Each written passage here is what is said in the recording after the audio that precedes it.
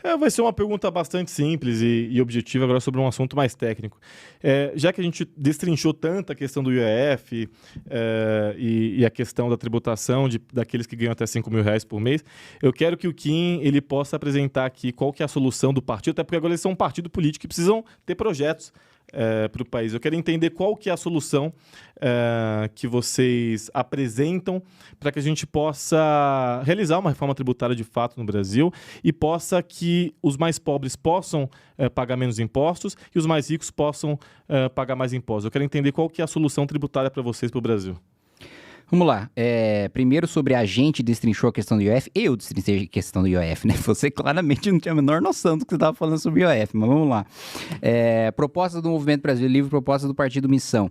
Primeiro, começar justamente com a reforma administrativa. Nós temos hoje o maior imposto dentre todos os países emergentes. Nos últimos 40 anos, nós ficamos para trás de praticamente todos os outros países que estavam em pé de igualdade com a gente, ou aliás, muito pior do que a gente e que conseguiram se sobressair.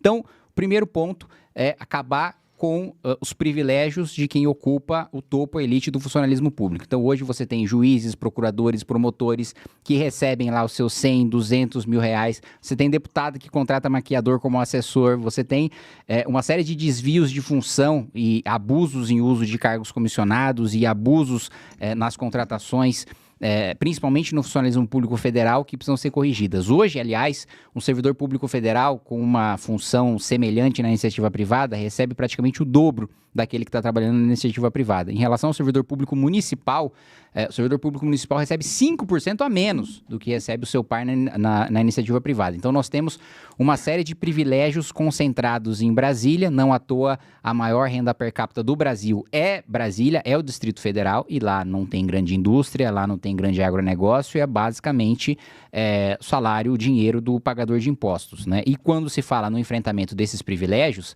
aí a esquerda se acovarda, né? Porque até agora pouquíssimos parlamentares de esquerda assinaram minha PEC antiprivilégio, faltam 5 assinaturas, que basicamente faz três coisas.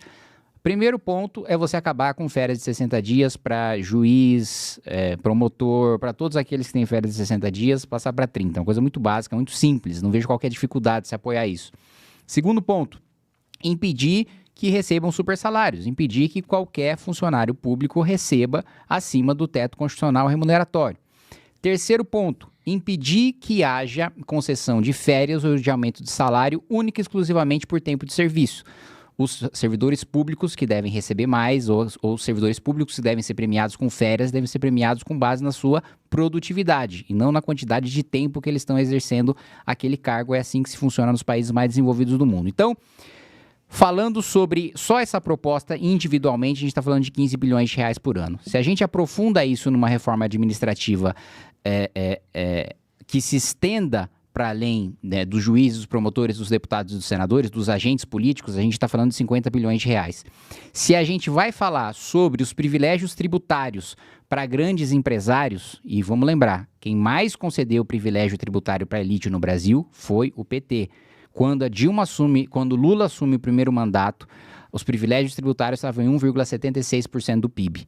Quando Dilma entrega o país, os privilégios tributários estavam em mais de 6% do PIB. Então, eles triplicaram os privilégios para grandes empresários. Se a gente fizer um corte linear desses privilégios para o topo da elite privada, a gente está falando aí facilmente em 150, 200 bilhões de reais também ao ano, que deixa de sair do bolso do mais pobre, do pagador de impostos, para ir direto para o bolso de grandes empresários amigos do governo. Mesma coisa o financiamento do BNDES para grandes empresários. Só para as grandes empresas são 40 bilhões de reais ao ano, mais uma vez turbinado por governos petistas para tirar dinheiro do mais pobre para jogar no bolso do Ike Batista. Nós ainda podemos falar sobre a própria economia que se daria com a simplificação tributária, né? Que nós, infelizmente, a gente aprovou um modelo de IVA muito pior do que se tem hoje na Nova Zelândia, muito pior do que se tem hoje na Europa, né? Muito mais complexo e muito mais custoso para o próprio fisco. Se nós fizéssemos uma reforma nisso, também o contencioso tributário poderia cair em 1,2% dos ponto percentual do PIB. Só com isso a gente está falando de uma economia anual dos seus 300 bilhões de reais ao ano, e eu abateria todos esses impostos da folha de pagamento e do consumo que atingem especialmente os mais pobres. Ou seja, dá para fazer com que os mais pobres brasileiros paguem menos impostos fazendo cortes na máquina pública, que é o que praticamente todos os nossos pares, países em desenvolvimento, fizeram e praticamente todos eles estão numa situação melhor do que a nossa agora. Perfeito, Kim. Veja, eu quis fazer essa pergunta sobre esse tema, agora saindo um pouco dos ataques pessoais, das questões ideológicas, porque é o seguinte, eu acho que é importante, a partir dessas perguntas, a gente deixar claro quem, de fato, está ao lado dos interesses dos mais pobres e quem está contra os interesses dos mais pobres. O deputado Kim Kataguiri, infelizmente, eu lamento muito, ele trabalhou incessantemente pela eleição do projeto que elegeu Jair Bolsonaro presidente da República e que tinha Paulo Guedes como ministro. Lembrando que essas mesmas pessoas foram responsáveis por deixar a porcentagem do PIB em juros e rolagem da dívida a mais de 80%.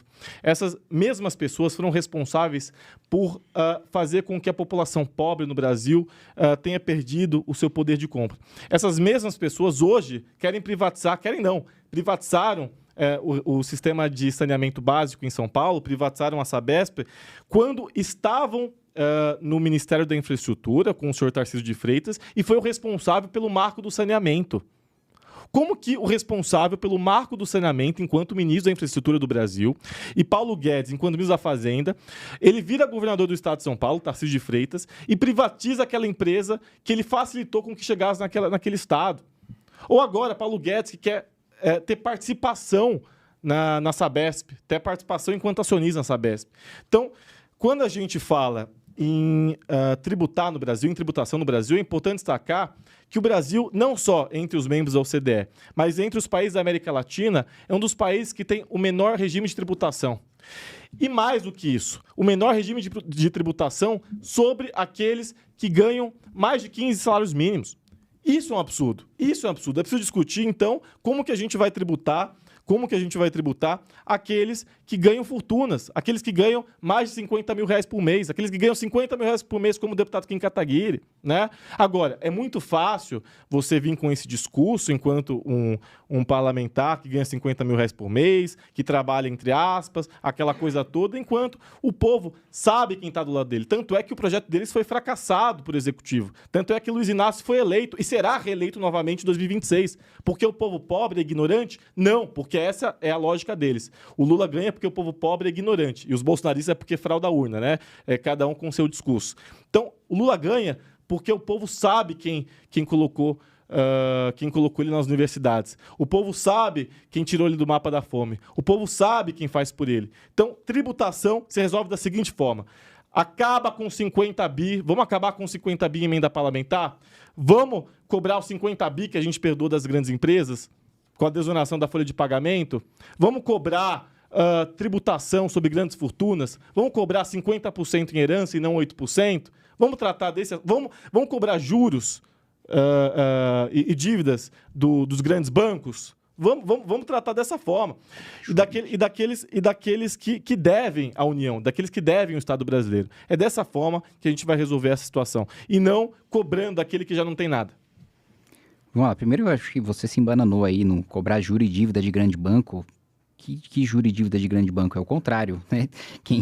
Quem concede juro e dívida para grande banco é o governo federal toda vez que ele se endivida. E, aliás, tanto criticaram, né, a gestão do Roberto Campos Neto no Banco Central, e agora nós temos uma taxa de juros ainda maior, com o terceiro aumento consecutivo na ata do Copom, com o Galípolo, que foi nomeado pelo Lula. E vamos lá, sobre o endividamento no governo Bolsonaro, sabe a coisa que mais contribuiu para o endividamento do governo Bolsonaro? A PEC Kamikaze, que contou com o voto do PT e contou com o voto do PSOL, e com o meu voto contrário. Né? Outro ponto, sobre a América Latina ter menor carga tributária, me desculpa, o Brasil tem a maior carga tributária da América Latina e entre todos os países em desenvolvimento do mundo. Isso é verdade. Isso é verdade. Não sei que fonte que você tirou de dizer que o Brasil tem a menor carga tributária da América Latina. Acho que você está precisando rever a sua fonte, assim, porque isso não sobrevive a nenhum indexador da internet inteira sobrevive esse dado. E outro ponto, sobre Lula ser reeleito para beneficiar o pobre, Como que dar lucro recorde para o Itaú é beneficiar o pobre? Como é que é sustentar o oligopólio bancário impedindo a entrada de novos concorrentes por meio de regulações do Banco Central é beneficiar o pobre? Como passar 40 bilhões de reais do BNDES para grandes empresários como o Ike Batista é beneficiar o pobre? Como passar 200 bilhões de reais, né, de privilégios tributários? Você falou dos 50 bi, que mais uma vez foram criados pela Dilma, todos os outros também foram criados pelo PT. Eles combateram esse agora, que eles próprios criaram. E todos os outros? Quando é que eles vão acabar? Né, para as elites, né, para a elite privada do Brasil. Né? Outro ponto, quando é que vão fazer um enfrentamento em relação a 1% mais rico de juízes, de promotores, de deputados e de senadores? Né? E quando é que a bancada do PSOL vai fazer como eu e abrir mão do aumento de salário para fazer doações para instituições como o GRAAC, como a ACD, para dar o exemplo de que eles não estão se locupletando do próprio cargo público em defesa dos interesses próprios, enquanto arrotam por aí que estão defendendo os mais pobres?